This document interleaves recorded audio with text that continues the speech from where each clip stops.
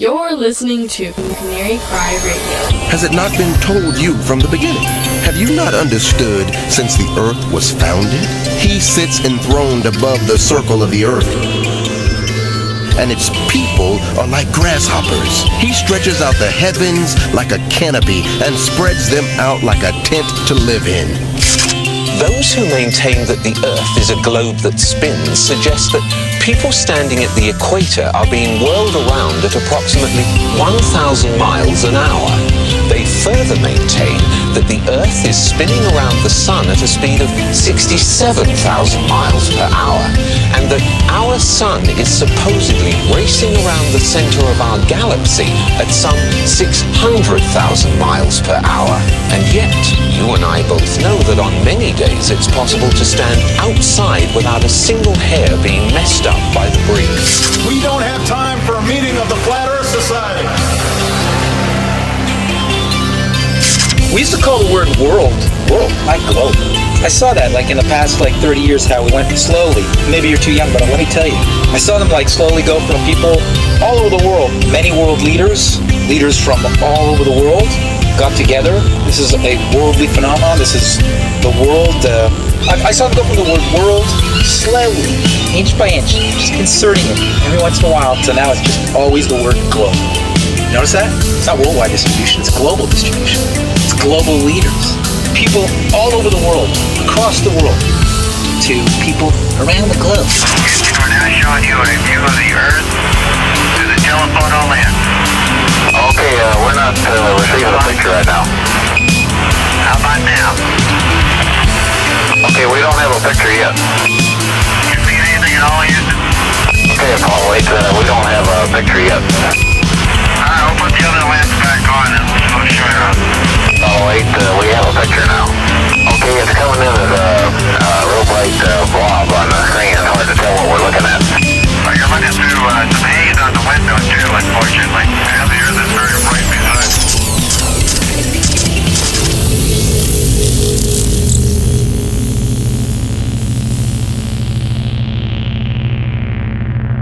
Hey, what's up guys? This is Gons here for the Face Like the Sun YouTube channel. I just published Canary Cry Radio episode number 89, Flat Earth with Mark Sargent, and I wanted to just riff on some of the things that have come up since the conversation and just looking into the topic in general. A lot of people have pointed out that Mark is a disinfo agent, and it's possible. I'm not going to say that it's not. I'm not going to defend him in terms of him not being a disinfo agent, but I will say that he's a really nice guy, and I usually hope and expect the best in people. Maybe that's a fault of mine, but I'm not automatically suspicious of people just because other people say that he's a shill.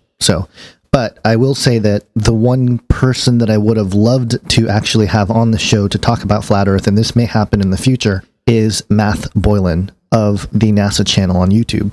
He's actually been talking about the flat earth for a long time, and he's been on YouTube since April of 2011, and he published videos of him just, talking about the flat earth more than 2 years ago. I mean, ever since probably the beginning. So he's a guy that I would love to have a conversation with. And if you don't know who Matt Boylan is, he is a NASA whistleblower. He discovered in 2002 an image of the Earth from space that was obviously hoaxed. He was actually, according to him, hired by NASA for his talents of being a realist artist. And if you look at some of his paintings and his art, it's pretty remarkable. It's pretty amazing. But again, he's a guy that's been talking about the flat earth for a long time. So definitely check out some of his videos. He's a little eccentric and stuff, but I think that adds to the whole mystery of it all. But his recent videos are what's very compelling. He has This Crazy Notion, The Flat Earth Revolution, and then This Crazy Notion Part 2. He posted this just over a week ago, and he explains why he thinks guys like Mark Sargent is possibly a shill, and other guys that are talking about the flat earth and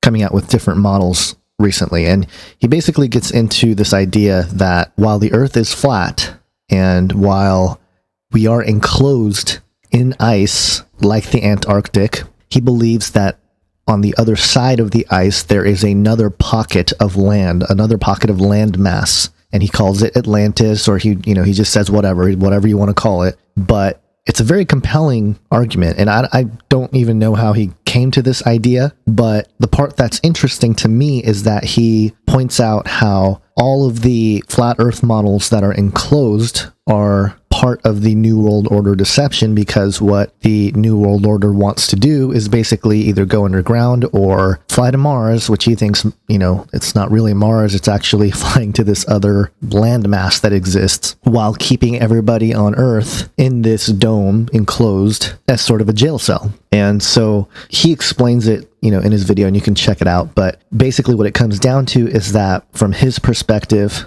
the elite know that there is this other landmass, and they are trying to keep it from everybody else. And thus the disinfo agents of people like Mark and others who promote a dome structure or an enclosed world model. And it's possible. I don't really know what to think of it all. It's all sort of nutty. But there are some Bible passages that are interesting to say the least. The one I quote in the episode with Mark Sargent is Isaiah 40, verses 21 through 23. And the main line to look at here is, "It is he who sits above the circle of the earth, and its inhabitants are like grasshoppers, who stretches out the heavens like a curtain and spreads them like a tent to dwell in," which is sort of this idea of an enclosed world model. There are other passages, Proverbs 8:27, "I was there when he set the heavens in place, when he marked out the horizon on the face of the deep." You got 1 Chronicles 16:30, "He has fixed the earth firm, immovable." And that goes contrary to this spinning globe model flying through space thousands of miles per hour. Psalm 104, verse 5, "Thou didst fix the earth on its foundation, so that it never can be shaken." And again, speaking into the math Boylan model, he believes that the ice sheet in all directions goes infinitely. And I don't know about infinity, but certainly this model is different because it's not enclosed. It's actually widespread. He actually believes there's air and a sky and everything else. So it's a little different, and it's compelling because these passages speak into both, I think. They don't refute either one. And something that math Boylan points out that's interesting is that he says that a lot of the people that are the founders of modern science were Jesuits, and how the Jesuit conspiracy goes and the Illuminati and all that stuff. So just some food for thought. Now the other thing is that he wants to do an expedition, and what I found interesting during the conversation with Mark Sargent is that he sort of poo-pooed math's desire to do a straight line expedition with, a big, huge team, the whole world watching, that kind of thing. But he explains it in his video, but Mark wants to do a boat expedition within the dome structure, so to speak, to prove that the earth is flat, whereas Math Boylan wants to take some sort of crazy train thing or something through the Antarctic, and if he is wrong, then he'll just come out the other side, and there you go. But if he's right, then he will end up in another landmass, this other pocket of land and ocean or whatever that's out there, and that's why he calls it Atlantis, because it's sort of the lost world or whatever. But he wants to do this thing where he has the whole world watching, the whole thing's documented. He leaves people every,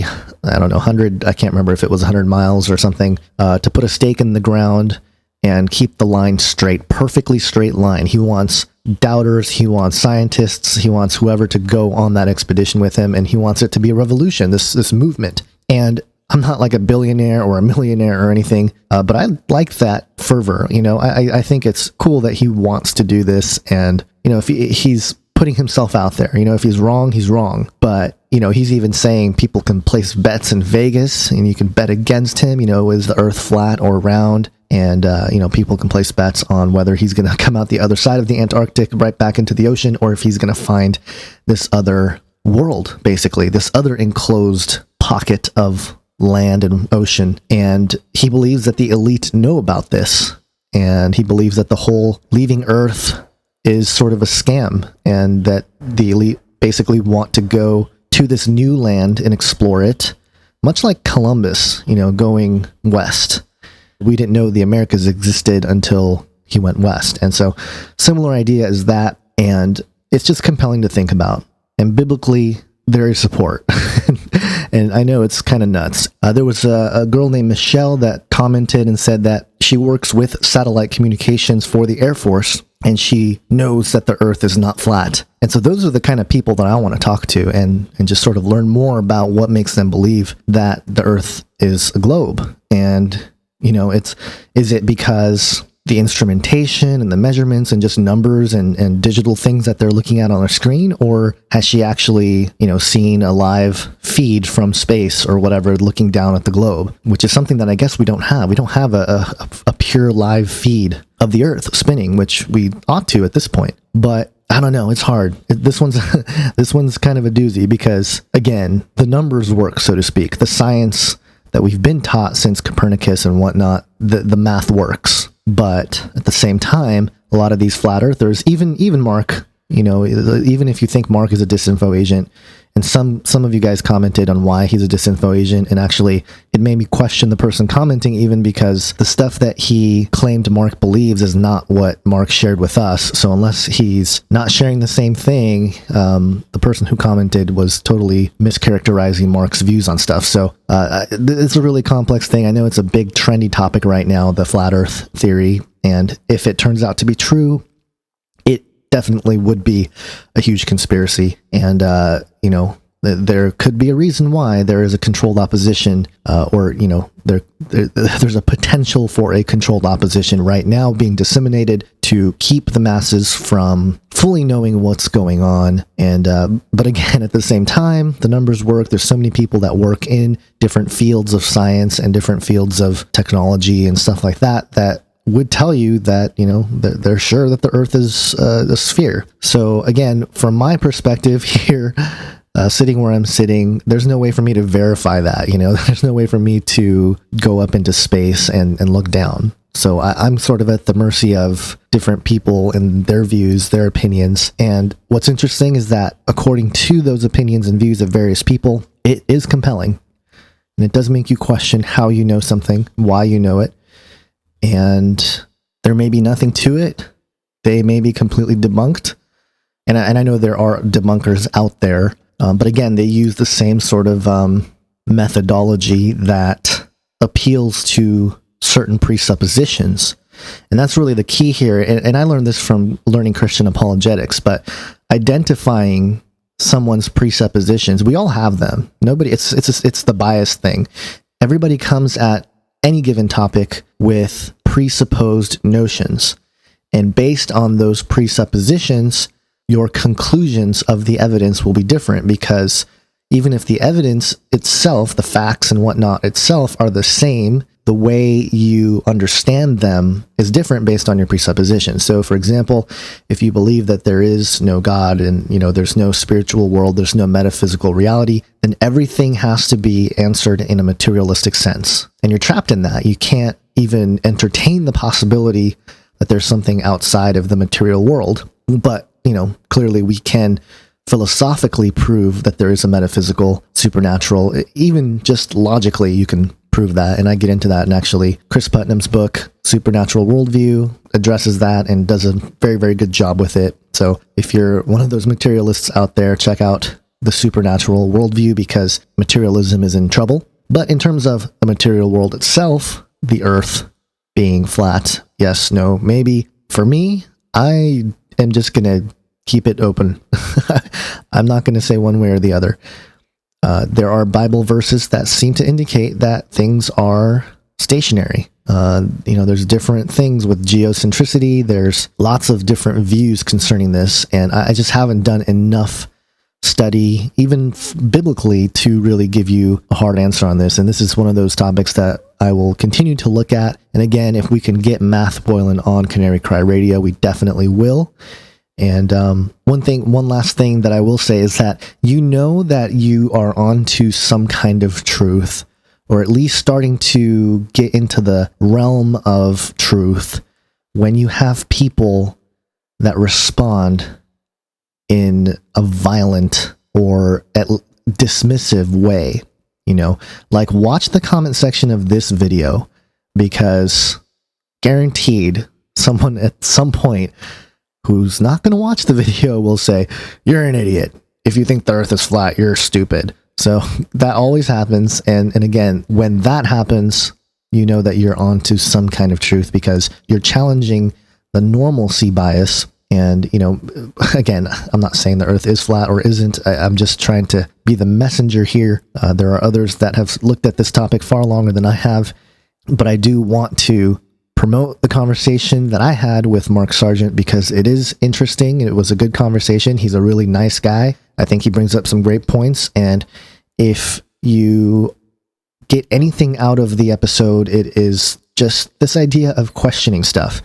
And if it causes you to walk outside and look up at the sky and look around and think, maybe we aren't on a giant ball spinning thousands of miles per hour, flying thousands and thousands of miles per hour through space, circling a sun that's circling a galaxy that's circling some type of universe. Maybe it's all sort of fixed. The universe itself isn't as big as we think it is.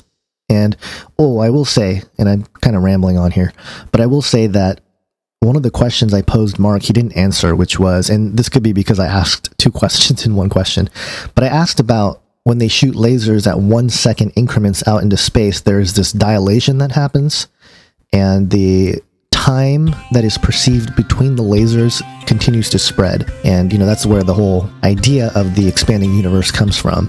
And so, I wanted to know how that's even possible if we're in a dome. Is it that we hit the dome and there's some sort of weird, false digital information that's being relayed back, or what? So, just some more stuff to think about.